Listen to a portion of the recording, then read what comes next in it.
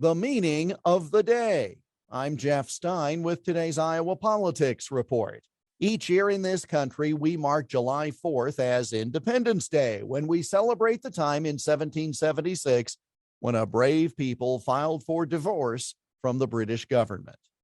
The separation document is known as the Declaration of Independence, and many believe they can quote what it stands for: the right to free speech, the right to bear arms, the right to not testify against yourself in court. Those are all important, but none of them are in the Declaration.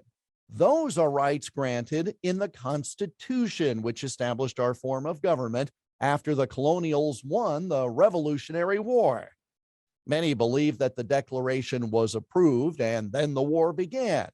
Well, not quite. The war actually began in April of the year before, 1775.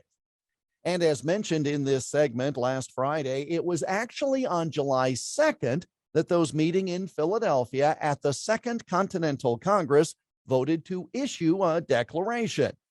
That seemed like the pivotal step, the vote. So much so that John Adams declared that generations would be celebrating July 2nd. But the delegates approved actual language for a document 2 days after that. So since then, we've sort of looked to July 4th, the day, in essence, the paperwork was in order, as the date of our independence. 56 men signed that document, not all on July 4th, though. Most did not actually sign the paper for another month. And those 56 suffered greatly as a result of their actions. Of the 56 signers of the Declaration of Independence, at least 12 had their homes and property taken, occupied, ransacked, or burned in retribution. 5 were captured by British authorities and held in custody as prisoners of war. And that was not a good place to be. The Revolutionary War lasted 6 years, during which time more than 12,000 prisoners died while in custody. 12,000 in custody as opposed to the 4,400 who died on the battlefield in that conflict. The short of it is those 56 and their families gave up a lot so we could grill brats and set off now legal fireworks. And yet, we know so little about the document and what it actually did.